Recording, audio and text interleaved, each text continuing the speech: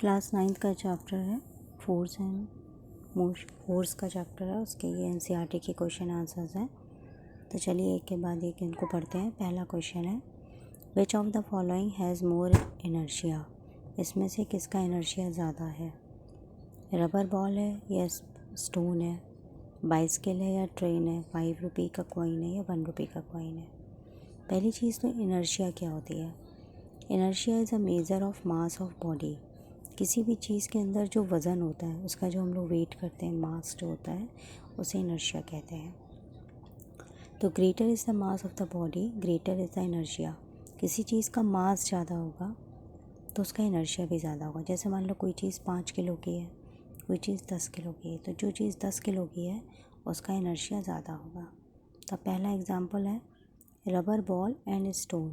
तो rubber ball आपकी हल्की हो गई और स्टोन आपका भारी हो जाएगा, तो इसलिए स्टोन का इनर्शिया ज़्यादा है। देखिए आंसर में लिखा है mass of stone is more then mass of rubber ball. इसी तरीके से बाईसाइकिल और ट्रेन है, तो साइकिल का मास जो होता है वो कम होता है, ट्रेन का मास ज़्यादा होता है। तो आंसर हो जाएगा mass of train is more then mass of cycle, so inertia of train is more than inertia of bicycle. Third वाला है 5 rupees coin and 1 rupees coin. So mass of 5 rupees coin is more than mass of 1 rupees coin. So inertia of 5 rupee coin is greater than inertia of 1 rupee coin. So main बात याद रखनी है कि जिसका जितना ज़्यादा मास होगा उतना ही ज़्यादा उसका इनर्शिया होगा, because inertia is the measure of mass of the body. इसके अलावा अगर आपसे क्वेश्चन भी पूछा जाए व्हाट इज़ इनर्शिया, तो यही इनर्शिया की डेफिनेशन है। Inertia is the measure of mass of the body. Question है why some of the leaves may get detached from a tree if we vigorously shake its branches. अगर किसी पेड़ की हम ब्रांच को हिलाएंगे तो उसकी पत्तियां टूटकर क्यों गिर जाती हैं? डिटैच मतलब पेड़ से अलग होकर क्यों गिर जाती हैं? तो some leaves of a tree get detached when we shake its branches. This is because when the branches of trees are shaken. देखो पेड़ की हम टहनी को हिला रहे हैं, पत्ती नहीं हिला रहे हैं। It moves to and fro, तो पेड़ की जो ब्रांचेस हैं वो हिलती हैं, but its leaves remain to rest. लेकिन पत्तियाँ कोशिश करती हैं हम रेस्ट में रहें। This is because the inertia of the leave tend to resist the to and fro motion. तो जो पेड़ की पत्तियाँ होती हैं वो इनर्शिया की वजह से उस मोशन को अपोज करती हैं। सो इनर्शिया ऑफ रेस्ट की वजह से वो जो पत्तियाँ होती हैं वो पेड़ों से टूट करके गिर जाती हैं, जो किसी भी पेड़ को हम ज़ोर से हिलाते हैं। नेक्स्ट क्वेश्चन है why do you fall in the forward direction when a moving bus brakes to stop and fall backwards when it accelerate from rest. ये क्वेश्चन बहुत ज़्यादा इंपॉर्टेंट है। Everybody tries to maintain its state of motion और state of rest. If a body is at rest, अगर कोई body रुकी हुई होती है, it tries to remain at rest, वो रेस्ट में रहना चाहती है। If a body is moving, अगर कोई बॉडी चल रही है, then it tries to remain in motion, वो मोशन में रहना चाहती है। ये आपका न्यूटन्स का फर्स्ट लॉ है। तो इन अ मूविंग बस, जैसे मान लो कोई बस चल रही है, पैसेंजर मूव्स विद बस, तो पैसेंजर भी बस के साथ चला जा रहा है। As the driver apply brake, जैसे ही ड्राइवर ब्रेक अप्लाई करता है बस तो रेस्ट में आ जाती है, लेकिन but the passenger tries to maintain his state of motion, लेकिन पैसेंजर मोशन में ही रहता है, जिसकी वजह से पैसेंजर फॉरवर्ड की तरफ उस पर फोर्स लगता है और वो फॉरवर्ड की तरफ गिर पड़ता है। Forward force is exerted on him and passenger fall in forward direction. इसी तरीके से similarly the passenger tend to fall backward, passenger पीछे की तरफ गिरता है when the bus accelerate from the rest, जैसे रुकी हुई बस जब चलना शुरू करती है। When the bus accelerate the inertia of passenger tend to oppose the forward motion of the bus. तो जब बस चलती है तो बस मोशन में आ जाती है, लेकिन जो पैसेंजर होता है वो रेस्ट में रहता है, इसलिए वो। नेक्स्ट क्वेश्चन है if action is always equal to reaction explain how a horse can pull a cart. एक घोड़ा जो है वो गाड़ी को कैसे खींचता है, इसको समझाइए। A horse pushes the ground in the backward direction. जो घोड़ा है जब वो चलता है तो जो ज़मीन होती है उसको पीछे की तरफ पुश करता है। According to Newton's third law, यहाँ पे न्यूटन्स का थर्ड लॉ लगेगा। Reaction force is exerted by the earth on the horse. Newton's third law क्या है? To every action there is an equal and opposite reaction. तो जो horse है वो अर्थ को बैकवर्ड डायरेक्शन में पुश कर रहा है, तो एक रिएक्शनरी फोर्स एग्जर्ट करती है, exerted by the earth on the horse. धरती जो है वो हॉर्स पे लगाती है in the forward direction. As a result the cart moves forward. इसी की वजह से कार्ट आगे चल पड़ती है। मतलब घोड़ा जो है वो ज़मीन पे फोर्स लगाता है बैकवर्ड डायरेक्शन में, और जो धरती है वो घोड़े पे फोर्स लगाती है फॉरवर्ड डायरेक्शन में। अर्थ हॉर्स पे फोर्स लगाती है फॉरवर्ड डायरेक्शन में, और हॉर्स जो है वो धरती पे फोर्स लगाता है बैकवर्ड डायरेक्शन में। इसकी वजह से कार्ट आगे फॉरवर्ड कर जाती है। तो न्यूटन्स थर्ड लॉ की वजह से a horse can pull the cart. Next question है, explain why is it difficult for a fireman to hold a hose which ejects a large amount of water at high velocity. जब कहीं आग लग जाती है तो फायरमैन पानी का एक जो बकेट होता है उससे आग बुझाता है, उसको होस कहते हैं। तो उसको उठाना बहुत मुश्किल क्यों होता है फायरमैन के लिए, वो भारी क्यों होता है, जिसमें से लगातार पानी बाहर निकल रहा होता है। तो due to backward reaction of water being ejected, क्योंकि पानी आगे की तरफ निकल रहा है तो उस पर एक बैकवर्ड डायरेक्शन फोर्स लगता है उस होस के ऊपर, जो उसको पीछे की तरफ ढकेलता है। When A fireman holds a होस which is ejecting large amount of water at a high velocity, a reaction force is exerted on him by ejecting water in the backward direction।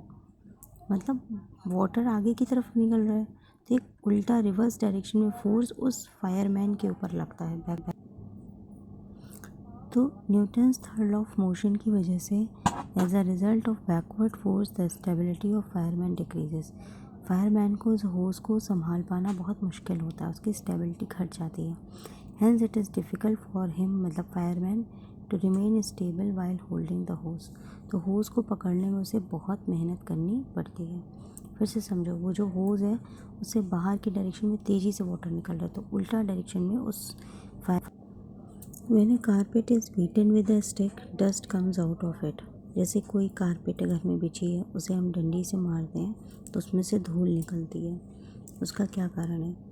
Inertia of an object tend to resist any change in its state of rest और state of motion. किसी भी body के अंदर जो inertia होती है वो उसका जो स्टेट, अगर वो रेस्ट पर है तो रेस्ट पे रहना चाहता है, मोशन में तो मोशन में रहना चाहता है। तो अगर उल्टा डायरेक्शन में फोर्स लगता है तो वो उसको रेजिस्ट करता है, वो चाहता है कि उसके ऊपर वो फोर्स ना लगे।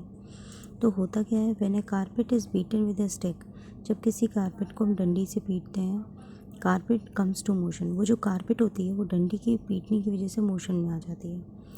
But the dust particles try to resist their state of rest. लेकिन जो उसमें धूल के पार्टिकल्स होते हैं कारपेट के अंदर, वो रेस्ट पर रहते हैं, वो रेस्ट में रहना चाहते हैं। तो Newton's first law of motion की वजह से dust particle stay in state of rest. जो डस्ट पार्टिकल हैं वो रेस्ट में रहना चाहते हैं, वाइल द कारपेट मूव्स, क्योंकि बल्कि जो कारपेट होती है वो मूव करने लगती है क्योंकि उसे डंडी से स्टिक से पीटा जा रहा है। Hence the dust particles come out of the carpet. इस तरह से डस्ट पार्टिकल्स कारपेट से बाहर गिर जाते हैं। तो मेन अगर आप ना याद कर सको तो when a carpet is beaten with stick, dust particles comes out of it because of the Newton's first law of motion, the dust particles stay in the state of rest. Next question है, why is it advise to tie any luggage kept on the roof of a bus with a रोप। अगर किसी सामान को हम छत पे रख देते हैं बस की, तो उसको कहते हैं कि रस्सी से बांध दो, नहीं तो वो गिर जाएगा। व्हेन द बस एक्सेलरेट, क्योंकि होता क्या है, जब बस चलना शुरू होती है आगे की तरफ, when the bus accelerate and moves forward, it acquires a state of motion. तो बस मोशन में आ जाती है। However the luggage kept on roof, जो लगेज आपका छत के ऊपर रखा है, tends to remain in state of rest, वो रेस्ट में रहना चाहता है। तो hence with the forward movement of the bus, जब बस आगे की तरफ चलती है, the luggage tends to remain at its original position, luggage rest पे रहना चाहता है। तो ultimately falls from the roof of the bus. तो बस तो चल पड़ती है लेकिन लगेज छत से गिर जाता है या गिरने के चांसेस बन जाते हैं। टू अवॉइड दिस, इसको रोकने के लिए, it is advise to tie any luggage kept on the roof of the bus with a rope. तो मेन क्या चीज़ है, जब बस चलती है फॉरवर्ड डायरेक्शन में तो बस मोशन में आ जाती है, लेकिन लगेज के अंदर मास है तो इनर्शिया है, तो इनर्शिया के स्टेट ऑफ रेस्ट प्रॉपर्टी की वजह से लगेज मूव नहीं करना चाहता, it tends to remain in state of rest. तो ultimately the luggage falls from the roof of the bus. A batsman hits a cricket ball which then rolls on a level ground। एक मतलब batsman है वो ball को मारता है तो ball ground पे चली जा रही है। After covering a short distance the ball comes to rest. लेकिन थोड़ी दूर जाके बॉल रुक जाती है। तो बॉल थोड़ी दूर जाकर अपने आप क्यों रुक जाती है? तो ये 4 रीज़न्स हैं। पहला है batsman did not hit the ball hard enough. उसने बॉल को तेज़ी से नहीं मारा था इसलिए रुक गई। Velocity is proportional to force exerted on ball, क्योंकि जो वेलोसिटी है वो फोर्स पे डिपेंड करती है। थर्ड है there is a force on the ball opposing on the motion. कारण क्या है कि बॉल पर भी एक फोर्स लगता है जो उस मोशन को रोकने की कोशिश करता है। There is no unbalanced force. कोई भी वेल बैलेंस्ड फोर्स नहीं होता। इसका मेन जो सबसे मेन रीज़न है वो यही है, थर्ड वाला है, सी है। बैट्समैन हिट करता है क्रिकेट बॉल को तो वो ज़मीन पे जाती है, बट थोड़े से डिस्टेंस के बाद वो रुक जाती है because the ball comes to rest, because there is a frictional force. एक फ्रिक्शनल फोर्स एक्ट करता है उस बॉल पर जो उस मोशन को अपोज करता है, और वो फ्रिक्शनल फोर्स हमेशा डायरेक्शन ऑफ मोशन के अपोजिट डायरेक्शन में मूव करता है। सो थर्ड पॉइंट है। और अगर यहाँ से पूछा जाए what is the direction of the frictional force, तो नीचे पैराग्राफ में लिखा हुआ है frictional force always act in the direction opposite to the direction of the motion. Hence, this force is responsible for stopping the cricket ball.